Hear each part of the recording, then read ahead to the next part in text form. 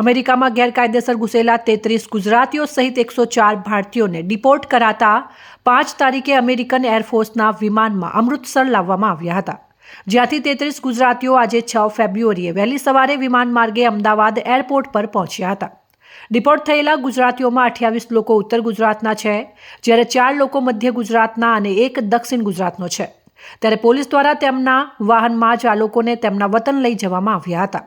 Ahmedabad airport પર આવેલા 33 ગુજરાતીઓની અહીં પૂછપરછ કરવામાં આવી ન હતી, પરંતુ તેઓના વતનમાં લઈ ગયા બાદ જે તે જિલ્લાની એલસીબી કચેરીઓ તેઓનું ઇન્ટ્રોગેશન કરશે। જે અત્યારે અમૃતસરની ફ્લાઇટમાં અહીંયા 33 જણા આવ્યા હતા એ તમામને અત્યારે ઘરે રવાના કરી દીધા છે। એરપોર્ટથી એ લોકો પોતાના ઘરે રવાના કરી દીધા છે। અચ્છા, શું વ્યવસ્થા કઈ રીતની ગોઠવવામાં આવી હતી? કારણ કે ઇન્ડિવિજ્યુઅલ લોકોને આપણે ઘરે મોકલવાની વ્યવસ્થા કરી છે, મહિલાઓ માટે મહિલા કર્મી અને એવી રીતે હતું। એટલે લોકલ બંદોબસ્ત પણ રાખેલો હતો અને જે તે પોલીસ સ્ટેશન જે તે જિલ્લામાંથી પણ પોલીસ આવી હતી અને સાથે એ લોકો રવાના। અચ્છા, કોઈની ઇન્ટ્રોગેશન કે એવું કંઈ ઇન્ડિવિજ્યુઅલી થઈ રહ્યું છે?